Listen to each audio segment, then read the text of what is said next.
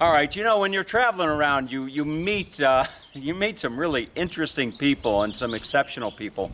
And this gentleman standing here, I think you're a gentleman, aren't you? I am. Yeah, this gentleman standing right here is certainly no exception. This is Mr. Benzler, correct? That is correct. And that's a Benzler. L-E-R. Right, Mr. Benzler. So Mr. Benzler is a farmer, right? You're a farmer. Yes, we've been here since 1953. Let me see your thumb for a moment. Is Thumb. it green? There it is. Absolutely. Okay. Anyway, so we are where are we located? This is we're in the Central Valley of California. Right about in the middle of the Central Valley, called Fresno, California. You're just at the south part, which is we've often referred to this as the breadbasket of the world. The absolute most beautiful soil with an ample supply of water, just the right amount of gorgeous sunshine, and here we are. And here we are. We grow food. How many, now when you say we grow food, how many acres do you have here? Oh, we have about 250 acres. Holy cow. Now I'm trying to think, excuse my ignorance, but an acre, when you think of a football field, okay. Which would be 100 yards, so to speak. Okay. How many acres are in a football field? Any idea? Somebody has to help me out with. Well, we'll have to Google that sometime. But anyways, but 200. How many? 200. 250 acres. Yeah. The last time I said football was to my dad. I said, "Hey, I want to go out for football," and he said, "I want you to get on that bus and you get yourself right back to this ranch because we do football here every night." I see. I never asked again. How many years have you been here? Been here since 1953. I was about 7 years old when we moved here. 7? 7 years old when we moved here. And my mother's roots were down the street 1 mile. So she was actually born 1 mile from where we are now. No kidding. 1 mile from where we are right now. Wow. So this was a perfect deal for her. So when you were growing up, I mean, you grew up on a farm, obviously. I grew up right here. Right over there was an outhouse. There was an outhouse. Okay. There was 3 lights in our house, cold water only, no inside plumbing for a toilet whatsoever. Okay. When they announced that they were putting a toilet inside the house, I was absolutely horrified. I could not imagine somebody wanting to go into the house to go to the bathroom. It didn't make sense as a little kid. Just didn't make sense. Why wouldn't you use an outhouse? Is that just old? Have I been around too long? No, not at all. You know, I heard an interesting statistic once that something like 90% of people never move away more than 50 miles from where they were born. I did 50 feet. You did 50 feet. Yeah. When you were growing up, did you have dreams and aspirations to get out and see the world, or were you just resigned to taking on the family business and being a farmer yourself? None of the above. None of the above. Oh no. By the time I hit 17 and a half, I was signed up in the Marine Corps. I was never coming back. Wow. I knew exactly what this place was. I watched my mom and dad work hard almost every day of their life except for Sunday. I had no intentions of coming back to this ranch. I left. I did my military service. I went to school. I had a job as a school teacher. I was never coming back. I'll be done. Semper Fi, right? That's right. Semper Fi. Thank you for your service. For yours as well. Thank you. So that's the story. Okay. How I got back was a whole different deal. All right. May I ask you, so 250 acres, you can grow a heck of a lot. Of everything, yes. Of everything on here. What do you grow here? Well, we have, at one time we were raisins. Then we moved to table grapes, but the whole valley was raisins. Okay. And it just, as the economics changed and as raisins moved to other countries, higher end product came in. So now, at one time, there was no oranges in this valley whatsoever. They were all at the mountains, along the foothills. Now we have citrus, and we're almost all citrus, different varieties of citrus. And what's not citrus is table grape. So table grape is an extremely different deal from the wine industry or raisin industry. You have to be on your game. You have to produce a high quality product each time, every time. What's the biggest challenge of having an operation like this? When you lay your head down Quality at night, of product. Quality of product. Quality of product is everything. Quality of product is everything. You have to be 95% good at what you do every time. There used to be a little leeway, but not anymore. The American consumer is empowered by the internet, by Costco, by just the different way we shop now. When they pick something up, it's going to need to be good or it's coming back. That's it. So who's determining your quality of product? Who do you sell? Who do you sell your product to? You, the American consumer, determines what it is. If you don't like it, and you pick up our grapes in a box, and you set those grapes back down, if that happens 2 or 3 times, we'll have a call from Walmart or Costco that says, "Come and get your stuff." You sell to Costco? Well, not directly, but we sell to Costco. Indirectly, yes, but yes, I could very well have eaten some of your fruit. Now, if I understand correctly, you are organic? We are. Completely organic? No, not everything. Not everything. We have almonds that are not. We have some varieties that are not organic. We're working on that, but they're not at this point in time. Now, almonds, I can't say that I've ever seen an almond tree. Okay. You have almond trees? Yes. You do? Yes. And it's not like you walk up to the almond tree and pick an almond and eat it, right? But that's not correct. We have Mediterranean people. We have a huge industry of people that eat the almond off the tree right now. We were unaware of that ourselves. And you have a tractor? Eat the almond off the tree. And you have a tractor? Yep. Lots of them. Is there anything out here on these 250 acres right now that I could pick off a tree and eat as it is right now today? An almond, and we would find any oranges that were left, a shiner or two. Uh-huh. I bet we could find something right out in this field that is, of course, we'd have to look a little bit. Okay, but you do have a tractor? Oh yeah. Is it a red tractor? We only have red tractors. You only have red tractors? You either do red tractors or green tractors or blue tractors. Really? I don't understand that myself. Can you give me a ride on the tractor? Absolutely, I can let you drive it. All right, let's go. Come on, let's go see your farm. Come on. We're finding our way back to the tractors here, and quite the operation, quite the interesting gentleman, I should say the very least.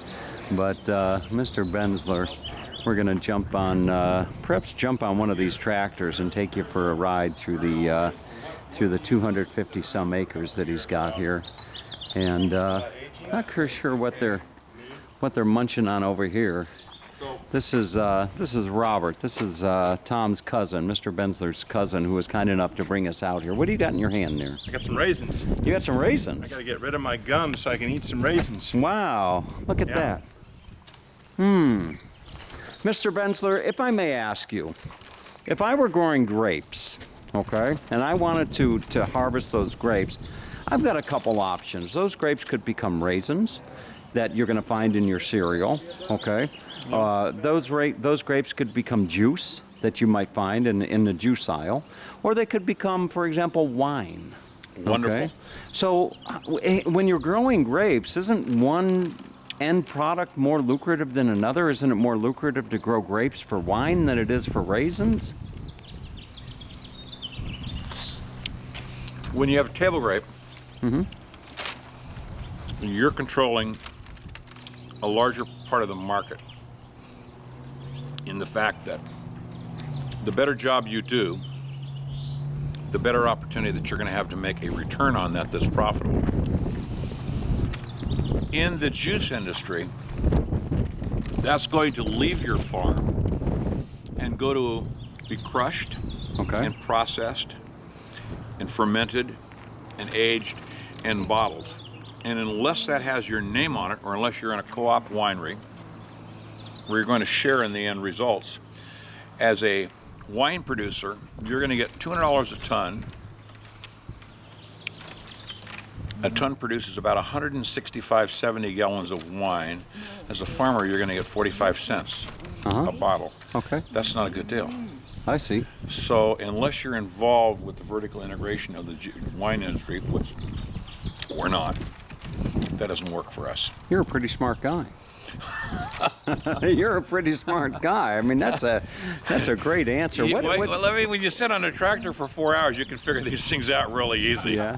What is so I see, I see Robert's wife Lois grow. Dried raisins from last year. We're going to get ready to clean these raisins up. And Can you pull some of these out? Yeah, that's a flame right there that's dried. And the trick to it is that's called a flame. This is a flame grape, a red flame grape. So the trick to this is it has to be dried down to 12%, maybe 13% moisture. And the product will hold very well at that moisture content. So did you just pick the grapes off of the vine and put them in here and just let it sit? No, they were laid down on the ground on a paper tray, dried in this extremely dry climate that we have in Fresno. It takes about 12, 14 days, and this is what it looks like.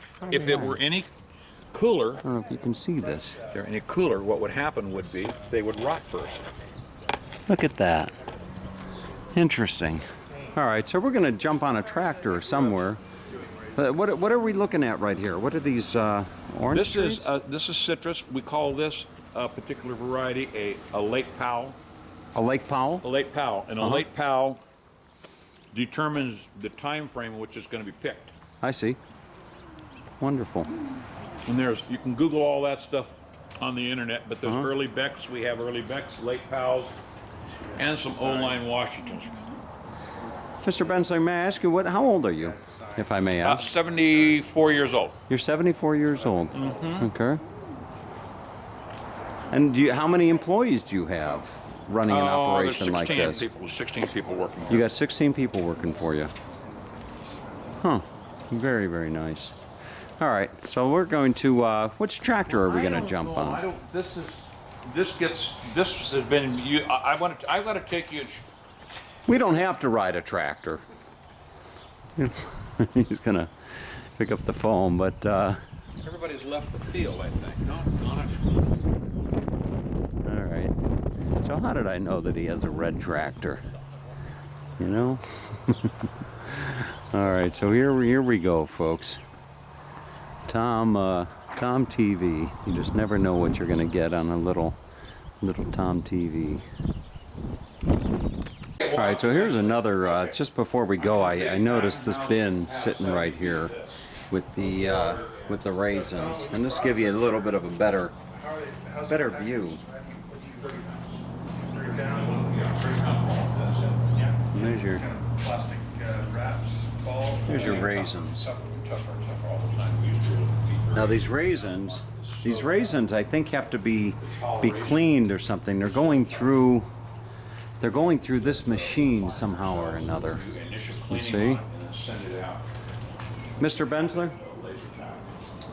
This machine here. I was just telling people this machine. So you've got a bin of grapes here. What is this machine that we're looking at? What's this machine do? Raisins are cleaned by 2 friction points. But everything that happens to the raisin is a rubbing process that rolls the stem off of the raisin. So each process turns the raisin, pushes it against another surface, trying to knock off the cap stem. Delicately? Roll, yes, roll. Okay. There are settings on everything. Roll. Spin the raisin around, bump it up against the side of a drum, rubbing it. Vacuum remove stuff. Vacuum remove stuff. Rubbing the raisin again. Rolling the raisin. Rolling it through an auger. Rolling it through a auger again. Everything is about a rubbing action to remove and take the cap stem off. Now I would imagine that back in the day, when you were a young whippersnapper, People hand did it. It was hand done. it was hand done. Yes, it was the most basic equipment. Some of this stuff was already in, but early sun-made pictures, people bought raisins in. There were ladies as far as you could see, hand picking off the raisin off of the stem, hand done. Wow. Could you imagine doing that today at $18 an hour? No, I You couldn't. Raisins would be $450 a pound. All right. Okay. All right, so we're on our way with the tour of these 250 acres, and if you're wondering why you're looking at the white hood of my pickup truck instead of the red tractor, Mr. Benzler, he saw my beautiful new pickup truck and he said, I want to drive that. Yeah, and well, the fact is 102 degrees didn't help. It didn't make the tractor look that good. Yeah, and we couldn't fit all five Yeah, of we us on a couldn't fit all tractor five. either. So you're looking at a 1990 planning on flames, and so some of this will be used for table grapes, and what's not picked for table grapes because of the quality will remain and be laid on the ground, and we'll make a raisin out of that you're looking at right here. Okay. Are you seeing? So there can't be any waste. There's no room for waste anymore. So if you're going to be doing something and the product is not marketed completely 100%, You know what kind? Now, you don't have any livestock. no. I have 2 Yorkies.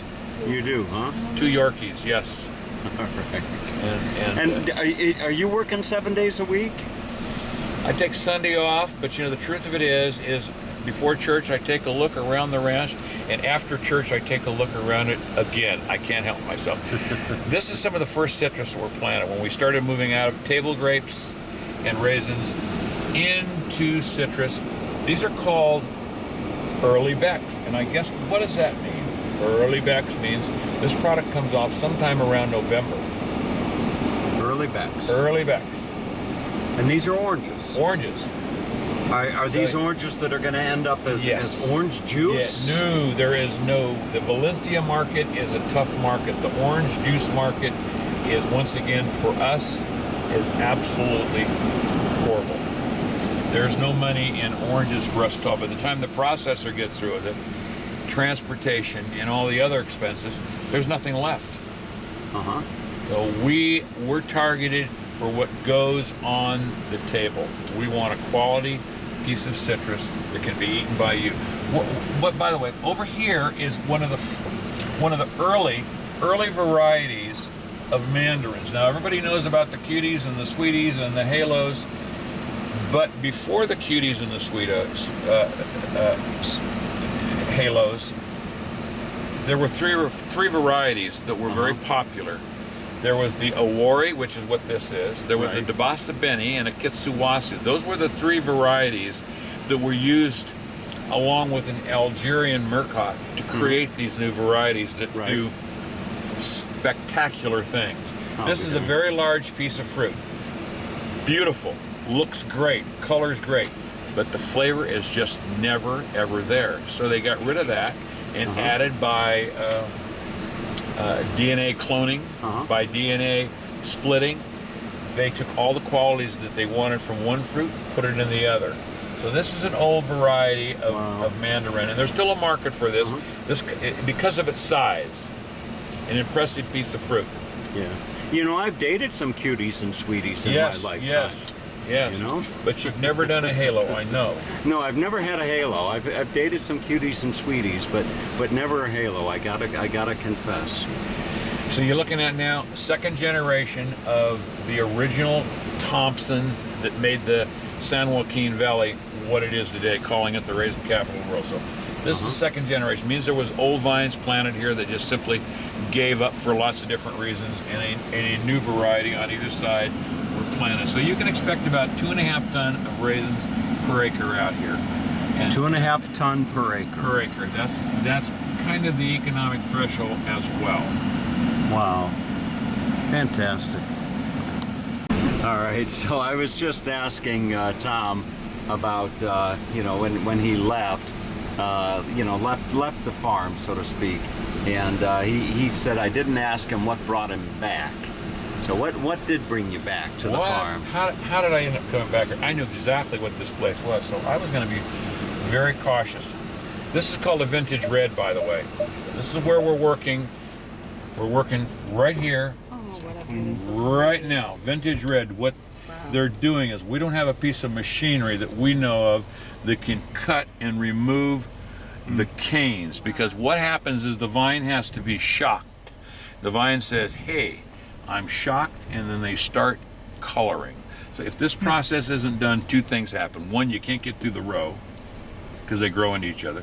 2 is the vine will not start to color. It'll continue to grow, and it'll struggle with color. So this grape needs to be full red, and by the way, this grape is harvested sometime around September. So this is a long ways And it's a off. table grape? It is a table grape. Are they seedless? Seedless. Nobody wants seeded grapes. Organic? Only in the wine industry. Organic? Organic. This is what you're looking at. Now, at any given time during the year, I walk in your house, are you sitting there watching some TV or YouTube or something with a bowl of grapes? Yeah, you see me in the house in the middle of the day. I don't know that that's ever happened. No? No. And I've dreamed about it. Except when you get company. It just, I don't know. Those days have passed by. All right. I was in Clovis. You spent all your money. I had a nice car. I had a boat. I had a wife. I had a child. I was school teaching. I was making $480 a month. And I was done. Huh. And then my mother, his aunt, comes to me and says, well, you know, we could loan you a little bit of money to build a house. Where would I build that house at? Well, you'd build it out at the ranch. Wouldn't that make sense? Back to the ranch did not make sense. So after thinking about it, and I'm thinking to myself, well, I says, what could go wrong? You know, I mean, I've got a job, and let's build a house. And that was the end of it. I was entrapped. And How old were you? 25, 26, something around, probably 26, maybe 27. And look at you now. Came at $20,000, and I had the house, a 3,000 square foot house, almost done, but I started running a little short at the other end, and I had 6,000 or 7,000 myself. Did most of the work on the weekends. There it is. Been here, haven't wanted to move any place anymore. I'm where I want to be. So safe to say, not many regrets. No, it was good. It was fine. This is where I was supposed to be. I just didn't know it. Well, it looks like you've done very well by yourself. How many years you been married? I don't know, 40, 46, 7? Yeah, about 47. Yeah, I'll be darned. And you know, I'm kind of curious to know, a man of your age with your experience, You're pushing it now. There's somebody out there watching this video that is of that age of 26, 25, 26. What advice would you give to them?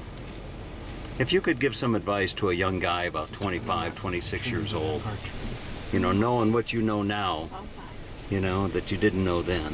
Anything come to the top of your mind? Well, a couple of things I think are important, and it was given to me. There were a couple of little tools that gave to me. Father used to say, hey, you have to work smart. A washing machine works hard. You have to work smart. I think that's an important thing. Is hard work isn't going to do it alone. You have to work smart with hard work. Number two is you got to put God first in your life in all of that. That should actually have been number one. Number one is God. Working smart, number two. Number three is you can't spend everything you make. You can't do it. The word, and I don't know that my folks gave me this word, but what it came out to be was deferred gratification, something that is not in the dictionary any longer. It's something that's not even understood. Deferred gratification. Don't do everything this day that you need to do. You have to hold some back. Save a little bit. Let somebody else have something. You know, and you get a little bit of that going, I think you're going to be just fine. You know, I have 9 siblings, 5 brothers, and my dad would come up and tuck us into bed every night, and when he'd go walking down the stairs after turning off the light, he'd always say the same thing, and he'd say, okay, get some sleep, we'll try again tomorrow. And one of us 6 boys would always call out, Dad, what are we going to try again tomorrow? And he said, what we didn't finish today. Perfect. Perfect. All right, so we're driving along, and in case you're wondering about the water, here is a Fresno irrigation canal. Fresno irrigation canal. This happens to be called a church canal. This is #1 water rights in the state of California, or at least one of the top water rights in the state of California. So this canal gets water. It's entitled, the word is they use entitlement to water, first runoff, and then of course some of the last water. So it follows this line because it's very close to what it would have originally followed. So the contours that it follows was its original area that it was in. And this water's coming off of the Sierras. It's coming out of the mountains. About 12 miles from here, it comes out of Pine Flat Dam, and then of course 85 miles of watershed, snowpack. Yeah, no fish in there. You know, there would be fish, but nothing. It would have been accidental, something that came out from the bottom of the canal or bottom of the lake. And as far as the water that comes down these canals that I see, what is it like metered? So the farmers will use that water, and it's all metered, and you pay. Absolutely, we pay water on every irrigated acre. There's water taxes paid. On every unirrigated acre, there's what we call pump fees that are paid. I see. The entire state of California is now under a state mandate called SGMA. It's the Sustainable Groundwater Management Act. Nobody will pump more water out of the ground than they are able to recharge. Now, we have a couple of years to become compliant with that, but every municipality, anybody with a pump is going to have to be able to show that they're recharging water until our water table becomes sustainable. I think we have 12 years to accomplish this goal. I think it could be a little longer, but we are pumping down. We are degrading our water supply to the point where we're going to find out, why the Indians left Mesa Verde. We're going to walk away from there if there's no water. Interesting. Because as the water table diminishes, we're experiencing now soil compaction. Some areas there has been as much as 3 and 4 feet of settling. So there isn't even area for the water to come back into because of soil compaction. All right, so if there's any good spot to wrap this tour of the farm, it would be here at the almond orchard, and there is the lovely Amanda, all the way from Mexico City. You've never seen an almond tree, huh? No. But you like almonds. Oh, yes. You like almond butter? Yes. You like almond Yes, butter? yes, Oh I yeah, love almond it. butter is good. So I was asking Mr. Benzler earlier if there's anything that I can just kind of pick off the tree and eat. And I want to show you. Let me show you these almonds first, if I may. Look at how these things grow. They're fuzzy.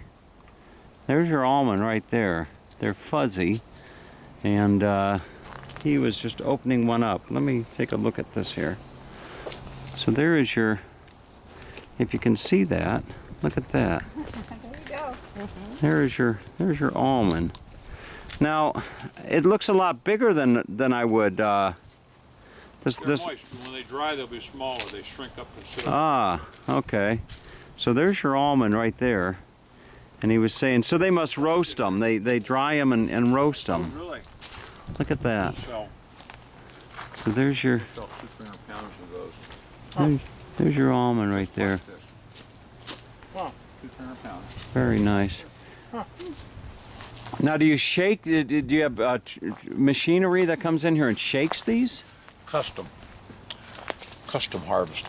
You have to have several hundred acres to do this, own your own machinery. It's very expensive. So what the farmer does is the farmer prepares the ground, grows the product, grows the almond. Then a harvester comes in, and the first thing they do is they grab the tree and they shake it. And it's done with they